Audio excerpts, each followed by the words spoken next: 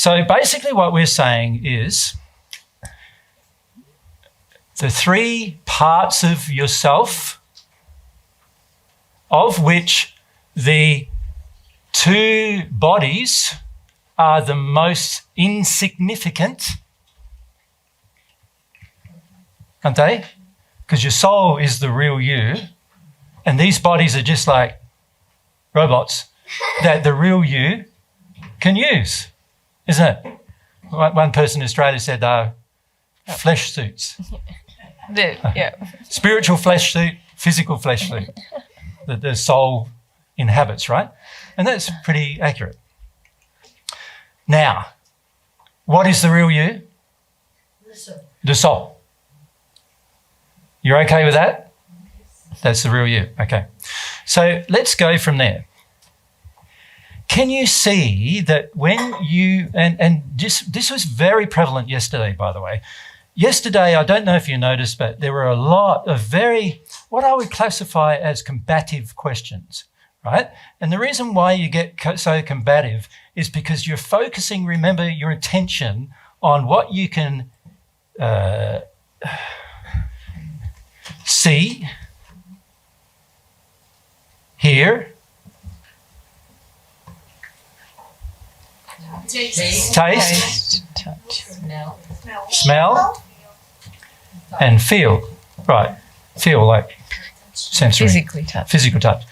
And then what you're doing is, because we're so divorced from what I would classify as our soul senses, you then start processing all of these things with your mind.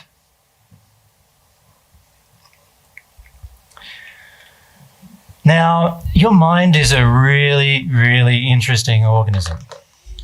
And there's, in the future we'll be saying a lot about it more technically, but for the moment it's very important to understand a few things.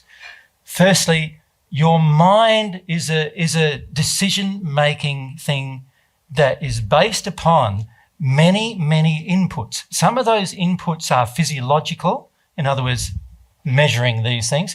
Some of those inputs are emotional, in other words, they're coming from the soul to the mind as well. And some of the inputs are what I would classify as environmental pressures and considerations, right?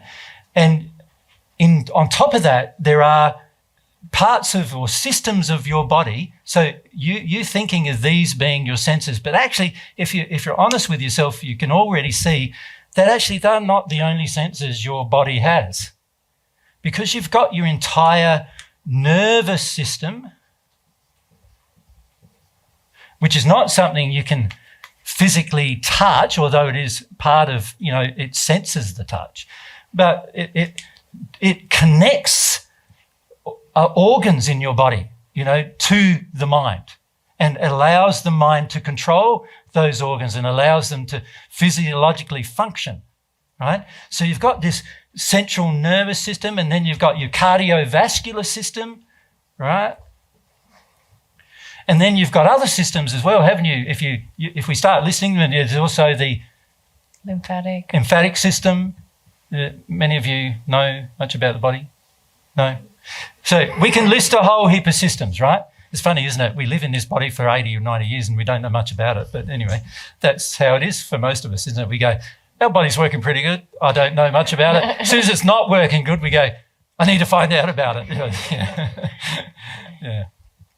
But these systems are also sensory in nature, in the sense that we know and can feel when something's going wrong, can't we?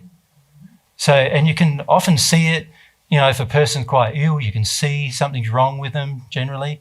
So it's not just what you see, hear, taste and smell and so forth and feel. There's also in this body, there's a whole lot of other systems going on which we perceive as ourselves. This is who we are, right? But divorced of that, there's this whole other area of our existence that very few of us ponder very much about, I've found, particularly while on earth. And that is, very few of us ponder about how do things like emotions work? And how is it that we can feel one type of emotion and define it as fear, and then feel another type of emotion and define it as sadness? Like, isn't that an amazing thing? That there's these sensory things going on that are not seemingly connected with the body. And by the way, they aren't connected with the body because spirits have them as well. And then people who are just without bodies have them too. So they aren't actually connected to the body. But we don't know that at the beginning.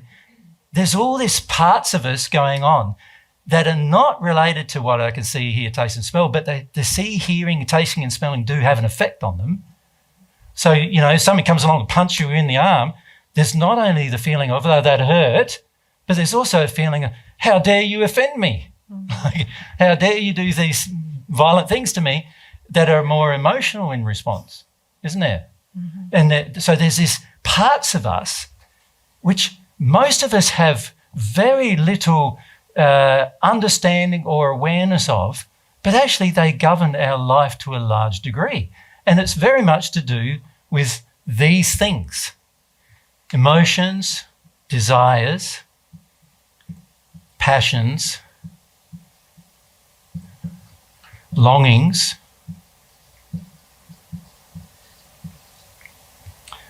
things like wisdom, practical application of knowledge, love. And you could just go on and on and on with a great big long list of what are seemingly undetermined things that every one of us has a sort of a feeling that, oh, my experience of that is unique. But what if it's not? What if it's all defined by mathematical formulas and all defined by science as to why you have a certain emotional response to something, why you have a certain, like everything else in your body has all these mathematical, physiological functions that all are able to be determined and structurally determined and consistent. So it would also make sense that if we're having these things, there is some kind of linkage with all of that, right? Of course, it's going to make sense that that's true. So the real problem for most of us is when we become this, which we're encouraged to do, and the more educated we are, the more we're encouraged to do it, isn't it? And this is, many of you are like this. You are so mind dominant that you're almost scared of these. You're almost frightened of these, right? And that comes out in your questions a lot, how frightened you are of these, right? But these are tied into your happiness the most. You see, happiness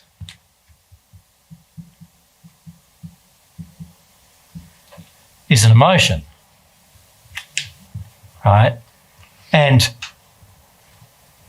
the ability to be happy means you're going to have an ability to feel your emotions. And the more you use your mind to detune from feelings, the more you're detuning from the potential good feelings.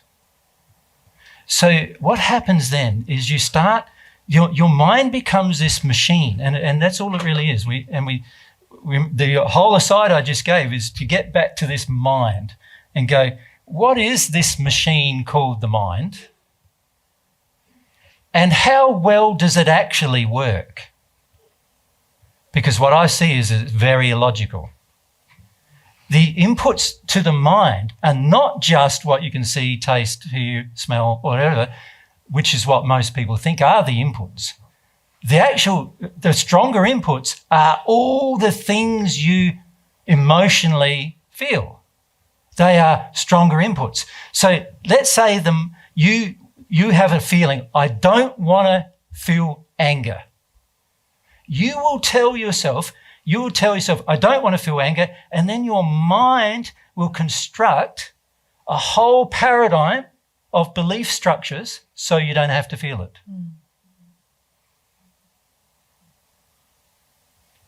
right?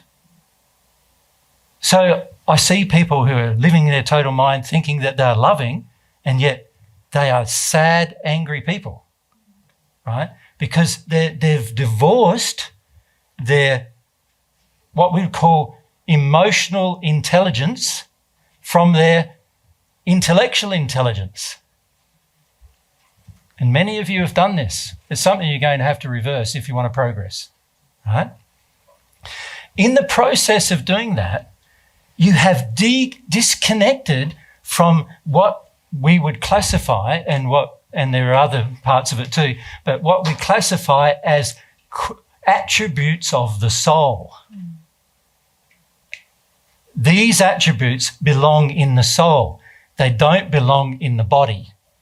So while your body has sensory attributes, and by the way, your soul can also see, hear, taste, smell, feel. It also has systems that allow these functionings to occur. And your spirit body too can also see, hear, taste, smell, feel. Because otherwise, imagine you pass over and you can't feel anything, you can't taste anything. What would your existence be like? Would it be better off not being in existence, wouldn't it? So God's created, so every body has a superset of the prior body in terms of its ability and construct. But the biggest thing that you have the ability to feel everything is your soul, of which, remember, you're only one half. Right?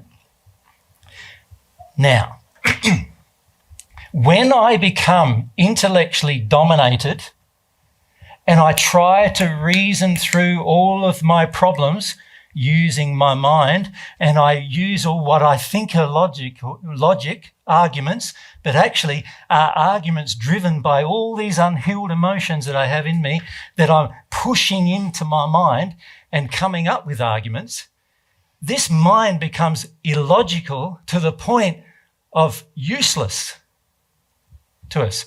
And it's only real function now is you're controlling your physiological functions. Aside from that, it's not benefiting you at all because you're just responding to the demands of the soul in a state of denial. And therefore, every question is a working towards denial. Every desire working towards denial. Every desire, shut down feelings, shut down sensations. Everything is working towards acknowledging your fears, right? And this is what's going on for the majority of people, particularly in the West, in Western countries, because we're more educated, you have the opportunity of more education. And as a result of the opportunity of more education, in all education, you're taught to use your mind more and more and more. And the higher the education, the higher you need to use your mind, isn't it? So, you start using your mind, and you've all experienced this at some point. You go to school using your mind. What do they teach you about love? What do they teach you about longing, passion, desire, how to feel your emotions, how to experience your emotion? Can you see? You're not taught about any of that at all. You're not taught how to be a parent. You're not taught how to live a life. Hardly at all. You're just educated in your mind to do things. And there's no focus in education on happiness. Can you remember anybody, like in your childhood, it'd be a rare occasion, right, in your childhood where somebody said, what makes you happy? You're sitting down there in maths class and, when did they teach you about Fibonacci? Which would make you happy, right? Knowing that your body is made the same as a pineapple, as we talked about yesterday. It'd make you happy to know that there's at least some practical application for maths, including how we perceive beauty is a practical application of maths. But that's not taught to us. That's ignored. And the reason why it's ignored is because everybody seems to want to focus on this mind development, thinking that that's the way forward for humanity to progress into a state of love by ignoring the emotions. And my question is, has it worked? Do you think we are now right now in the state of human history, which are like we are the most mind dominant of humanity that's ever lived, do you reckon we're in a good state? It doesn't look too good, does it, the future? Do you think? It's not looking too crash hot. It's you see all these emotions, unloving emotions, being ignored by humanity for the sake of the mind, right? So the net result is, and this is the point I want to make, this thing, which is the real you, your soul, is neglected. And for most of us, it's been neglected all of our life. All of our life, right? And it's been neglected in preference to developing your mind, right? But this mind is just a machine responding to inputs. And many of your inputs are denial of these. And so this mind is going to become a machine that is not working very well or working very logically, because there's all these emotional reasons why it can't work logically. It's feeling them and going, I need to respond to what I deny. I need to respond like what I want to keep away from myself. So you can see with these qualities, which are all lovely, there are some sort of opposites, aren't there? Right? Happiness. Sadness. Sad, Emotion. Stoic. Yep, that's right. Desires.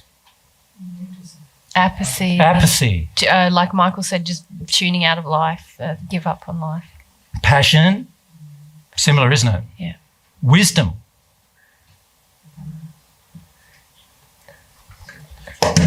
See my logical confusion. It's stupid. A lot of times we want to be stupid. Yeah. An example of that is, I know smoking's bad for me, but I keep doing it. That's just stupid, isn't it? If you know something's bad for you and you keep doing it, isn't that stupid? But oftentimes we want to be stupid because there's emotional reasons we're denying as to why we want that.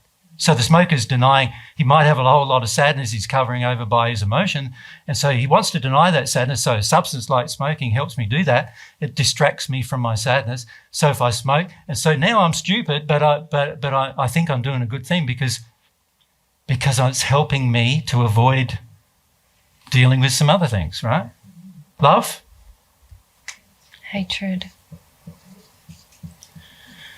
Yeah, and a lot of the world is in a state of hate. They hate this, they hate that, they hate on people, they hate on, you get attacked all the time. Even if you talk about love, you get attacked all the time. It's like, why is that? It's because what finishes up happening is we think in our mind we're being logical by being apathetic. We think we're being logical by being stoic. We think we're being logical by avoiding the experience of sadness. We think we're being wise when we're actually often being stupid. And we often hate things. We avoid them, we dislike them, when actually we should embrace them. An example of that is taking action in your life. Most people hate doing it when it's going to challenge or change in their life, and yet it's something they should do. They should love change, but we hate change. It doesn't make any sense. But change is necessary for our world and my personal life to get better. I need to change. So it makes no sense to hate change. But here I am with my mind saying, change is bad, change is bad. This mind, not clever, not clever. Stop thinking it's clever. It's not clever. Yep. Yeah, can I add? That's yesterday one of your key questions really from everyone was, how do I practically apply God's truth? And then we started to have a discussion, but what Jesus and I felt was, now we're interfacing with everyone's mind. And there's all this sort of denial of what's feeding the mind, if you like. And so this is really in a way, isn't it, Dylan? You answering that question. This is how to practically apply it, is to break down your reasoning in your mind to see that it's driven by a lot of these things, and that is what is limiting you when you go, how do I apply this divine truth to my life? A lot of it is because that you're still trying to convince your mind that's got all this faulty reasoning because it's trying to suppress all this emotion, and then you get lost, or you feel, I don't know, or it's too hard, or I'm not getting anywhere, I can't feel anything. But often it's because there's this sort of glorification of the mind, if we put it in an extreme way, that is causing us we're now started to turn our mind sort of on ourselves to deny what's happening. Yeah. And unfortunately, the mind that we're using doesn't even exist in the soul. Yeah. It exists in our spirit body. So it's actually the mind, this mind is actually an attribute of our spirit form, not of our soul. The soul's mind is its emotions. And so what we're doing is by using this, we are detuning our entire life from our soul. That's what we end up doing. And this is why we become so disconnected that we're willing to fight and argue and even kill and murder and even rape and pillage, and we're even able to steal, and we're able to kill 250 million children a year without much of a thought about it. Because we're so in our mind that very few of us feel about it. Right? And if we do feel about it, we don't like those feelings. So we want to stop them. Yeah. And so we try to use our mind to stop them. To reason out of them. To reason ourselves away from them.